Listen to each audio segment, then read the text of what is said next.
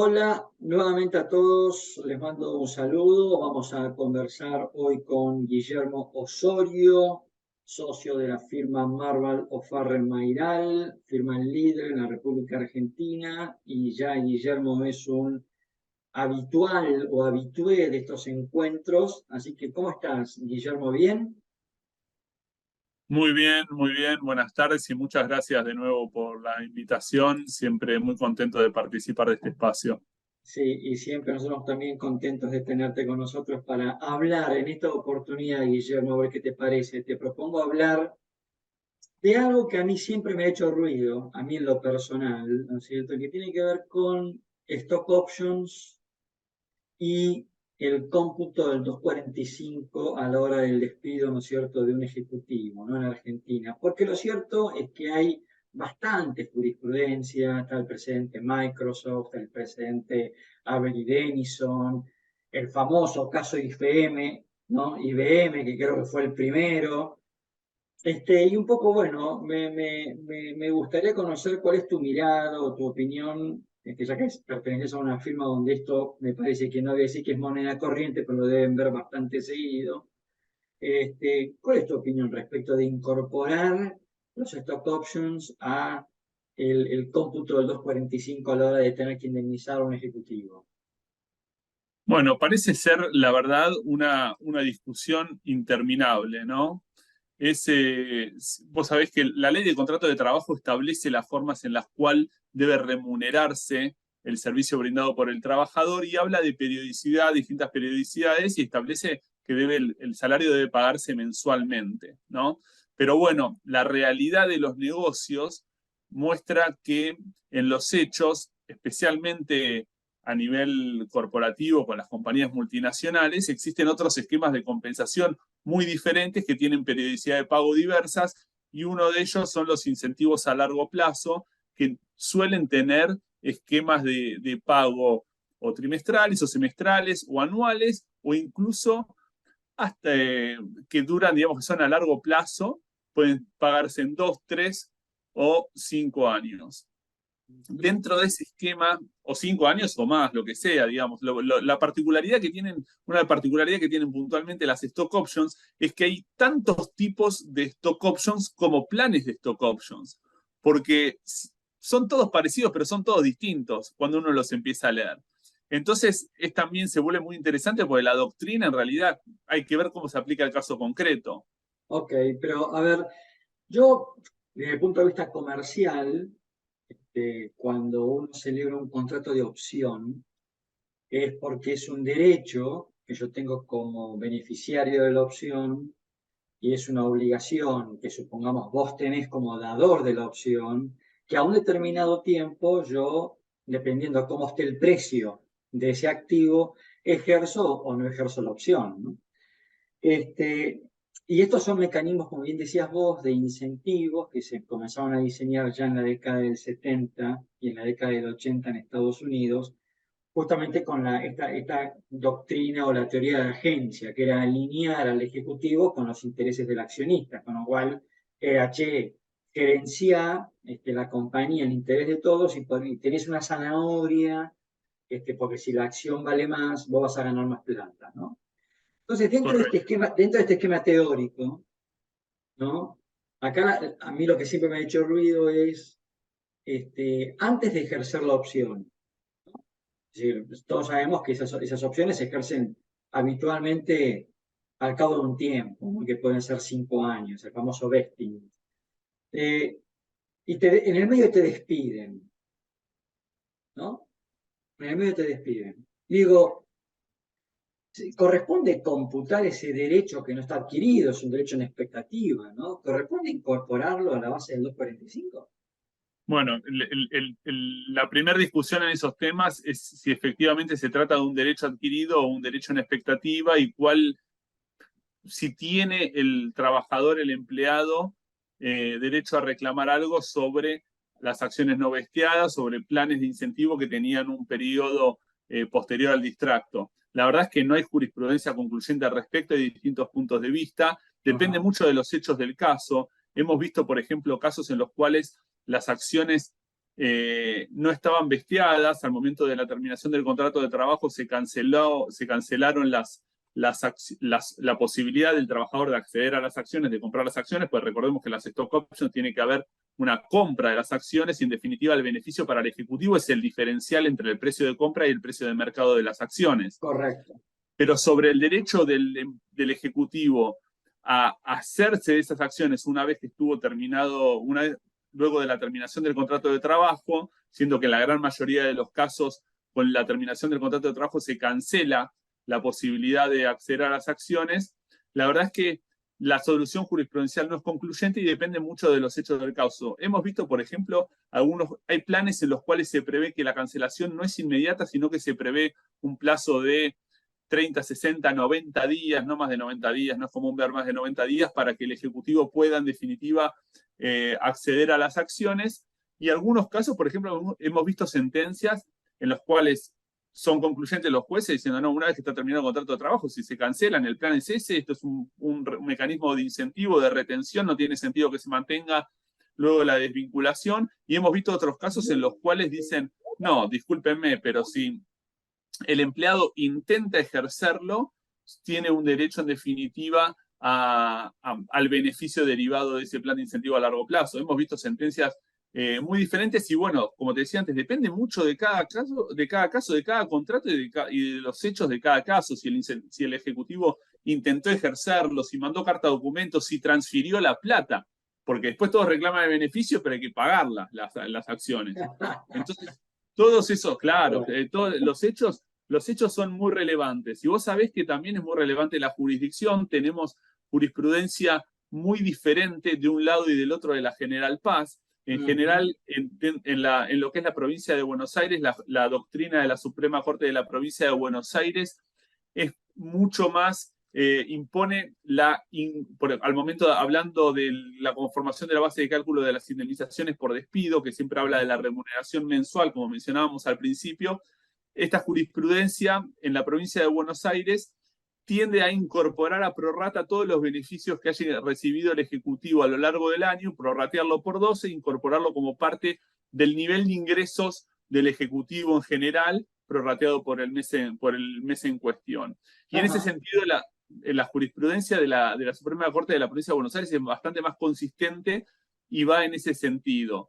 Ahora, del otro lado de la General Paz, en la Ciudad Autónoma de Buenos Aires, la verdad es que la discusión ha sido diferente. Tenemos hasta hace poquito, hasta hace algunos meses puntualmente con relación al tema de las stock options, si me hacías esta misma pregunta, yo te hubiera respondido que realmente la solución jurisprudencial era casi unánime en el sentido de que las stock options, al ser un beneficio que en general, en la gran mayoría de los casos, se materializaba cada 3, 4, 5 o más años, no cumplían el requisito de mensualidad que establece el artículo 245 como para ser integrantes de la base de cálculo de las indemnizaciones por despido. Pero vos sabés que recientemente se dictó un fallo en la órbita de la Cámara Nacional de Apelaciones del Trabajo, lo dictó la Sala 5 con un voto propinante de la doctora Beatriz Ferman y al que adhiere el doctor Gabriel de Bedia, en el cual dan una solución contraria, novedosa. Habíamos visto, aclaro, asterisco, novedosa, habíamos visto fallos en ese sentido hace muchos años, pero recientemente no era la tendencia, en el cual incorporan la prorrata del beneficio derivado del plan de stock option en la base de cálculo de las indemnizaciones por despido, en definitiva porque la justificación legal es bastante escueta. La jueza simplemente refiere a que es un beneficio que se genera día a día durante los 365 días del año y no hay un análisis mucho más profundo que eso, y sobre la base de esto incorpora el beneficio de las stock options a prorrata en la base de cálculo de las indemnizaciones por despido, que es muy interesante.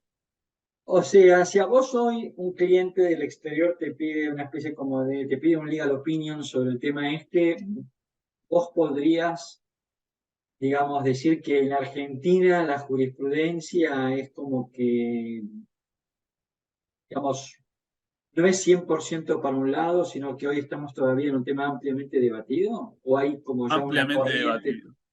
Ampliamente debatido, no solamente por este punto que te estoy comentando ahora, este nuevo fallo que obviamente plantea una solución jurisprudencial que quizás no era tan común recientemente, sino porque, como te decía antes, las soluciones son muy diversas, según el contrato, la letra del contrato, los hechos del caso y la jurisdicción aplicable.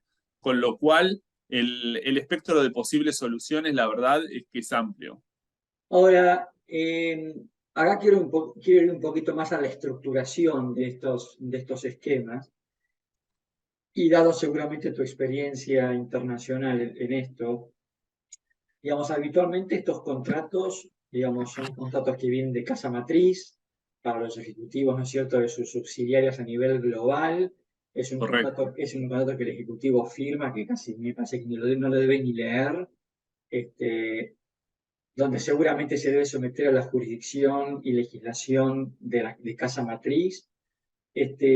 Con lo cual acá también, digo, vos como asesor, es como que también tienes muy poco espacio, ¿no? Como para adecuar ese wording a nuestra jurisprudencia, o tenés la capacidad de poder recomendar algún tipo de modificación a ese template, por así decir.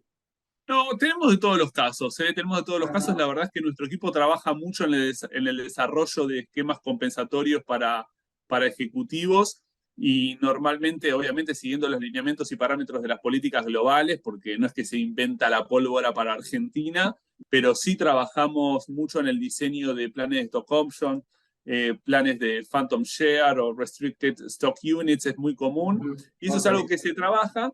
Pero bueno, en definitiva, los lineamientos de la macro se mantiene y lo que hacemos en definitiva es ajustar e informar al cliente sobre cuáles son las eventuales consecuencias o cuáles son los eventuales riesgos asociados a uno u otro esquema y los beneficios también. Mm. Pero trabajamos mucho sobre el tema. La verdad es que son consultas muy frecuentes y es algo con lo cual los clientes recurren a nosotros frecuentemente. Perfecto. Cuando un tribunal quiere asimilar el stock option a remuneración, ¿no es cierto? Hablando de habitualidad como el elemento característico de la remuneración, y también lo que justamente sacó después de la doctrina Tulosay a los performance bonus, ¿no? Que lo sacó del 245 porque dijeron justamente esto no está habitual y está sometido, ¿no es cierto? El performance bonus está sometido a un resultado concreto. Digo, cuando un tribunal quiere forzosamente, por así decir, encuadrar el stock option en remuneración habitual, y creo que también dice, no sé si permanente, dice la ley, no recuerdo bien. Mensual, normal y habitual. Ah, no, exacto, mensual, normal y habitual. No, digo, ¿encaja en esa definición un stock option, en algo mensual, normal y habitual? Bueno, esa es la gran discusión, esa es la gran discusión. Todavía no está, en la doctrina no está del todo claro cuál es la diferencia entre normal y habitual. Hay muchas teorías que sostienen que en definitiva el legislador quiso pasarle el resaltador y redondear más la misma idea de que tiene que ser algo que comúnmente ocurra, pero que no hay una diferencia concreta entre esos dos conceptos. Pareciera ser, y no hay demasiadas discusiones, a que en los casos en los cuales los ejecutivos a lo largo de su carrera, si están muchos años en la empresa y, en los planes, y están incluidos en los planes de incentivo a lo largo de su carrera, pareciera no haber demasiadas discusiones respecto de que esto es remuneración. Uno, esa discusión está zanjada, es remuneración, y que la remuneración es normal y habitual. Lo que pareciera está todavía en tela de juicio y se está discutiendo mucho es el carácter de mensualidad del beneficio. Ahora, vos fíjate que más allá de esta discusión de si es mensual, normal y habitual, yo voy a ir un poquito más lejos contigo y a ver que exploremos juntos esta idea, que es lo siguiente. Los stock options, a mi modo de ver, son esquemas de incentivo que para mí no remuneran la prestación del servicio. La prestación del servicio lo remuneran otras cosas. Ahora, el stock option no remunera nada, es un incentivo que se le da al ejecutivo justamente para tirar del mismo carro, ¿no es cierto? Para evitar Alinear situaciones, intereses. alinear intereses, evitar situaciones de conflicto, como bien vos decís. Por lo tanto, yo diría hasta incluso iría más allá. Yo diría, el stock option no forma parte de la remuneración, es otra cosa completa, es otro animal completamente distinto. ¿Qué opinas vos de esto? Ciertamente eso es un animal distinto. La pregunta es si es un animal de la misma especie como para aún así ser considerado de remuneración. La verdad es que comparto tus inquietudes y ha habido muchas discusiones al respecto. Hoy parecería ser que la jurisprudencia en ese sentido zanjó la discusión. Yo no recuerdo precedentes recientes en los cuales la justicia se haya expedido en sentido contrario, afirmando que esto no es remuneración. Creo que el paraguas que abrió en su momento la Corte Suprema de Justicia de la Nación con el precedente aquel de Pérez con Disco, en el cual daban una definición bastante más amplia en función de los convenios con la OIT de lo que es remuneración, en función de ese paraguas legal que abrió la Corte Suprema de Justicia de la Nación, tenemos pocos argumentos para no considerarlo remuneratorio, Ah, pero ciertamente es una discusión que se ha dado, que se ha planteado muy seriamente y en su momento hubo fallos en ambos sentidos. ok, porque, y ya para ir cerrando, Guillermo, ¿no? Porque la verdad que es súper interesante este debate. Porque acá la pregunta, como bien decíamos antes, el esquema contractual de stock option es que la ganancia del ejecutivo está en el diferencial entre el precio de compra de la acción, ¿no es cierto? O el precio fijado de la acción al momento de firmar el contrato y la fecha en la cual yo voy a ejercer la opción, ¿no? Si yo estoy fijando un precio a 1 y la acción mañana vale 100, gané 99, ¿no? Ahora, ¿qué pasa si la acción en vez de valer 99 vale 0,99? ¿No es cierto? Y digamos, ahí esto cómo lo desmenuzamos, porque ahí el Ejecutivo probablemente no ejerza la opción o la ejerza para computar una pérdida y la descuenta de ganancias, pero lo cierto es que no ganó nada, perdió. ¿Entendés? Entonces es como que es difícil, a mi modo de ver, anticiparnos, ¿no es cierto? Y considerar que esto es remuneración cuando todavía no sabemos cuál va a ser el precio futuro de la acción. ¿Me seguís? Sí, bueno, es un tema recontra complejo. Obviamente, claro, está el beneficio que obtiene el trabajador al momento de la fecha de ejercicio de la opción de compra de la acción, y ahí se ve, y ahí normalmente se va a considerar que esto es un beneficio de cuarta categoría, ¿no? Y grabado como tal bajo la licuota de cuarta categoría, que es más Exactamente. gravosa. No quiero hacer ejercicio ilegítimo del derecho tributario, porque además que salgo de mi zona de confort. Pero bueno, el diferencial que se produzca a partir de entonces, obviamente ahí ya de alguna manera el Ejecutivo está actuando en su carácter de accionista, ¿no? Y puede optar si mantener o vender, dependiendo de los términos de las Exactamente. acciones y Exactamente. cuáles sean los requerimientos y las condiciones específicas. Pero bueno, Exactamente. alto lío se arma y hemos visto batallas judiciales al respecto cuando después del ejercicio, después de la compra, posteriormente baja el precio de las acciones. Y ahí se arma, porque digamos, cuando el precio del ejercicio está el precio de mercado está por debajo del precio de ejercicio antes del momento del ejercicio, no hay mucha discusión porque nadie la ejerce. Exactamente. Punto. El Exacto. problema pasa cuando se ejerce y luego baja, y ni hablar si todavía no se tributó ganancias. Que en estos esquemas de alta inflación, la verdad es que la cuestión se diluye, pero digamos, años atrás, cuando no había tanta inflación, el problema financiero podía agravarse, incluso generar un conflicto. Y eso hemos tenido casos. Bien. Guillermo, la verdad que te agradezco muchísimo tu tiempo, súper interesante el tema y me motiva a estar pensando en escribir algún artículo doctrinario sobre esta cuestión, que es un tema que me ha hecho mucho ruido siempre, muchos años, y creo que esta vez me voy a animar a escribir algo. Así que te agradezco muchísimo tu tiempo, y como siempre un placer hablar contigo. Un placer, como siempre. Muchas gracias.